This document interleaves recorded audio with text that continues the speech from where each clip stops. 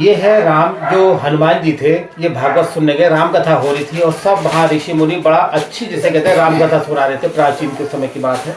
तो वहाँ पे हुआ क्या, जब घूमे फिरे तो उनको स्थान नहीं मिला वहाँ पे बैठने का। तो स्थान नहीं मिला तो जहाँ जो भागवत हो रही थी इसी के बीच में दो पेड़ थे, एक इस साइड पे एक इस साइड पे, ठीक है जी।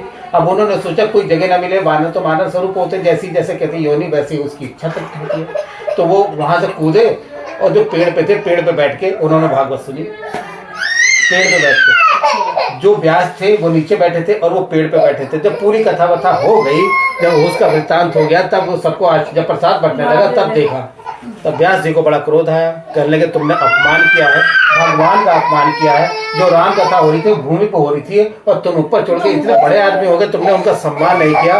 तो उसी समय शराब दिया, जाओ तुम प्रेत हो जाओ। व्यास जी में इतना बल था कि उनके तेज के आगे ना अच्छे जल लिया, जिसको कहा ना व्यास भगवान का अवतार माने जाते हैं, साक्षात। उन्होंने शराब दिया तो प्रेत बन गए। तो प्रेत बनने के बाद भी जब उन्होंने देखा, कहने लगे कि जो उन्होंने फिर मन की जो मन की जिज्ञासा जब देखी कि भगवान के भक्त हैं, इन्होंने कोई ऐसा काम भी नहीं किया कोई, तो उन्होंने दया आ गई तुरंत ही। जितने पहले ऋषि मुनि गुस्से वाले होते थे उतनी, अरे ये तो बहुत गलत काम है, मैंने शराब तो दे दिया, क्या करूं?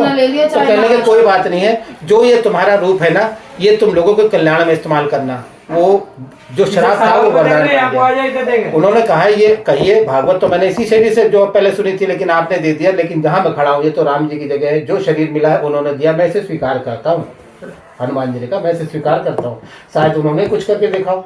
तो व्यास जी ने कहा कि यही तुम्हारा रूप जो आने वाले समय में लोगों के संकट काटेगा, यही रूप वही है प्रेतराज।